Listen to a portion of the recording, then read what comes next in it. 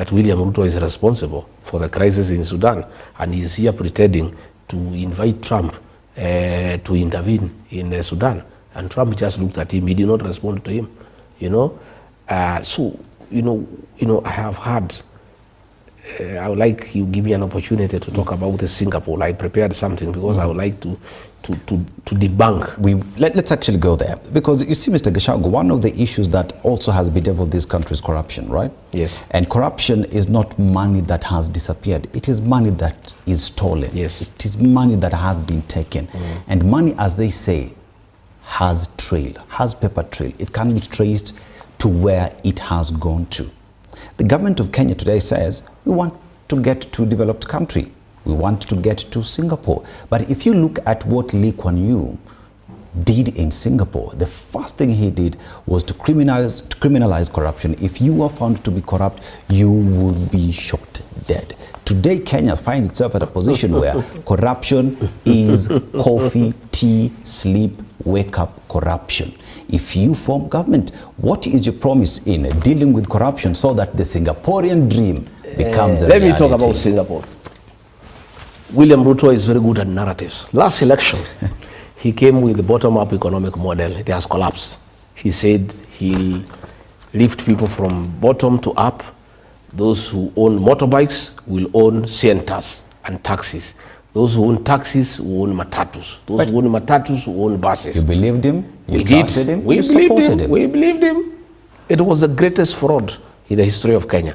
Electoral fraud. He conned all of us and the people of Kenya. Mama Mboga, border. He doesn't talk about them anymore because he knows it's trash. He said hustler fund, 500 shillings. What business can you do with 500 shillings? So he knows that nobody will listen to that hustler nonsense. Nobody will listen up to bottom-up economic model. So he has now come up with a new con game of Kenya should be like Singapore. Singapore, the country pursued a radically pro-business, export-oriented strategy. Singapore slashed corporate taxes, guaranteed rule of law, and built investor confidence. So what is William Ruto doing? He's saying we want to be like Singapore. This is what Singapore did. Yeah? Himself, we are struggling businesses. Our importers in Mombasa are strained. The tax regime is oppressive. It kills business. Investors are fleeing Kenya due to corruption and insecurity. In Singapore, they rose to what they became because of rule of law.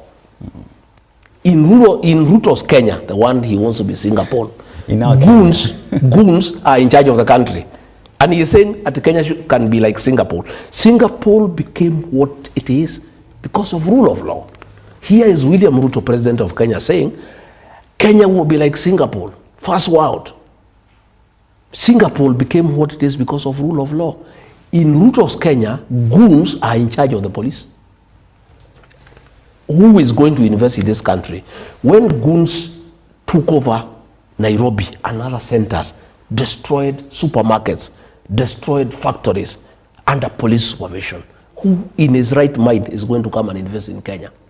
Number two, in Singapore, education was made the primary engine of national development. In Kenya, in 3 years, Ruto has destroyed education. The free primary education brought by Mwai Kibaki, destroyed. Secondary school, free primary secondary education brought by who? Destroyed. HELB, a system to fund university education, destroyed. And then he is saying, that Kenya can be like Singapore. Singapore became what it is because education became the primary engine of national development. Here is a man lying to the people of Kenya so that they can be re-elected, that Kenya can be like Singapore. Yet the first thing he has done is the opposite of what Singapore did. Singapore made sure that education is the primary engine of development. William Ruto, who is cheating the people of Kenya, that Kenya can be like Singapore, the first thing he has done in 3 years of his presidency is to destroy the education system irreversibly. And then he's telling people that Kenya can be like Singapore. In Singapore, they had bilingual policy. English for economic competitiveness, mother tongue for identity. Okay? So here in Kenya, William Ruto says when you speak your mother tongue, you are tribal. Mr. Gachagua, we've heard you. When we are saying yes, we need identity, he says if you speak your mother tongue, you are tribal. We've heard what Singapore did. We've had the problems that Kenya faces before it gets to corruption. Singapore. Corruption in Singapore, for Singapore to be what it is, corruption was aggressively implemented. And Singapore ranks the top 5 least corrupt countries for decades. Kenya, corruption is rewarded. State House is a crime scene. Bribery is a way of life. Theft of public resources is the in thing, where ministers display opulence. That you know, today I saw some people from central Kenya, parastatal heads, the wider 7-star hotel, taking pictures, having breakfast, display of opulence from proceeds of corruption. Kenya, corruption is part of our life. Mr. Gachagua, and then Ruto is telling Singapore. us, he is telling us, whereas Singapore is where it is because it dealt with corruption. Ruto is a conveyor belt of corruption in Kenya.